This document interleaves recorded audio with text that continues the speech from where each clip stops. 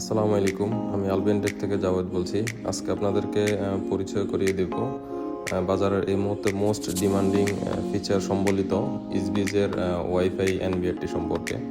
আমাদের কাছে অনেক কাস্টমারই অনেক সময় জিজ্ঞেস করে যে আমাদের ক্যামেরাগুলো একটা ক্যামেরা এক এক লোকেশনে থাকবে, সাপোজ কোনোটা ঢাকায় থাকবে, কোনোটি সিলেট থাকবে, বা কোনোটি কুমিল্লায় থাকবে, বা কোনোটি চিটাগাং থাকবে। এই সবগুলো ক্যামেরা কি আমি একসাথে এক জায়গায় বসে দেখতে পারবো কিনা?